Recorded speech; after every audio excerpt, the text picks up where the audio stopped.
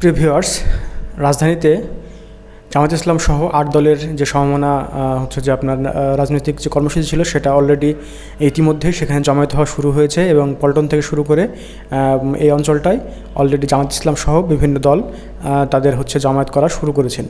তো প্রিয় ভিউয়ার্স, এখানে জামায়াত ইসলামের যে ৫ দফা দাবি ছিল সেই দাবির সাথে জুলাই সনদ বাস্তবায়নের একটি হচ্ছে দাবি ছিল এবং মূলত এখন সেই দাবি নিয়ে তারা সামনে এগোচ্ছেন।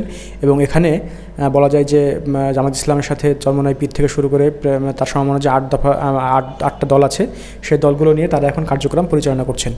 তো প্রিয় ভিউয়ার্স, এই যদিও মূল সমাবেশে 13 তারিখে হওয়ার কথা আছে এবং সেখানে ডক্টর শফিকুর রহমান জামাতের আমির তিনি হচ্ছে প্রধান অতিথি বা সভাপতিত্ব করবেন এরকম একটা আমরা খবর ইতিমধ্যে পেয়েছি। কিন্তু এখন থেকে প্রায় আজকে 11 তারিখ থেকে তাদের কিন্তু কার্যক্রম শুরু হয়েছে এবং দলে দলে নেতাকর্মী সেখানে আসছেন এবং তারা কিন্তু সেখানে জমায়েত হচ্ছেন। তো আসলে এটা মূলত বিএনপিকে একটি ভয় দেখানো এবং সরকারের উপর একটা চাপ সৃষ্টি করা যেন জুলাই সনদ জাতীয় নির্বাচনের আগেই গণভোট দিয়ে এটাকে যেন শক্তপোক্ত একটা আকার ধারণ করা আকারে নেওয়া যায়। আর যদি এটা না দেওয়া হয় তাহলে তারা বিভিন্ন রকম হয়তো কর্মসূচি সেখান থেকে ঘোষণা করবেন। তো প্রিয় ভিউয়ার্স, আজকে মূলত 11 তারিখ 10 তারিখে আজ আমাদের যে আলটিমেটাম সেই আলটিমেটাম শেষ হয়েছে। আমরা এখন দেখি সামনে আসলে জামায়াত ইসলাম থেকে শুরু করে এই 8টা দল তারা কী কর্মসূচি ঘোষণা করেন। এখানে এনসিপিও কিন্তু জুলাই সনদে স্বাক্ষর করেনি, কিন্তু তারা দাবি করেছে যে আগে সনদ বাস্তবায়ন করতে হবে তারপরে তারা স্বাক্ষর করবে, এরকম কিছু একটা। পাশাপাশি রাজনীতির মাঠ এখন গরম আছে। তো আমরা দেখি আসলে এই 13 তারিখের যে রাজনীতির হচ্ছে যে মোড় সেটা কোন দিকে যায়।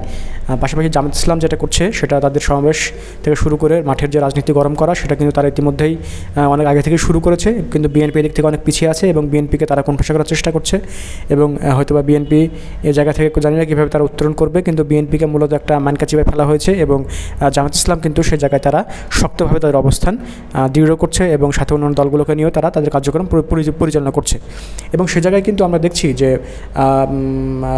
যেই জমায়েতটা হবে এর আগেও কিন্তু জামায়াত একটা বড় সমাবেশ করেছে, কিন্তু সেখানে তারা যেটা করেছিল 5 দফা দাবি দিয়েছিল বা 13 দফা দাবি একবার দিয়েছিল। সে জায়গা থেকে এখন কিন্তু তারা মূলত 1 দফা দাবি তাদের মূলত এখন মুখ্য দাবি হচ্ছে একটাই, যে জুলাই সনদ যে করেই হোক এটা বাস্তবায়ন করতে হবে এবং গণভোট নির্বাচনের আগেই দিতে হবে। অলরেডি আমরা একটা কথা শুনেছি ডাক্তার তাহিরের, যে যদি আঙ্গুল হচ্ছে যে বাঁকা করতে হয় তাহলে বাঁকা তারা করবে, কিন্তু ঘি তাদের লাগবেই। এই বিষয়টা নিয়ে সামাজিক যোগাযোগ মাধ্যমে ট্রল হয়েছে, কিন্তু জামায়াত ইসলাম হয়তো এখানে ছাড় দেবে না এবং তারা অলরেডি তাদের কার্যক্রম শুরু করেছে। শুনলাম বা বিভিন্ন মিডিয়ায় দেখলাম যে তারা অলরেডি জমায়েত হওয়া শুরু হয়েছে এবং হচ্ছে যে বিভিন্ন জায়গা থেকে নেতাকর্মীরা আসছেন এবং তারা বক্তৃতা করছেন, তারা একে অপরের সাথে সেখানে ব্যানার ফেস্টুন নিয়ে হচ্ছে যে জমায়েত হচ্ছেন। তো প্রিয় ভিউয়ার্স, আমরা 13 তারিখের দিকে চেয়ে থাকি, দেখি তারা আসলে রাজনৈতিকভাবে কী কর্মসূচি সামনে ঘোষণা করেন। ধন্যবাদ আপনাদের।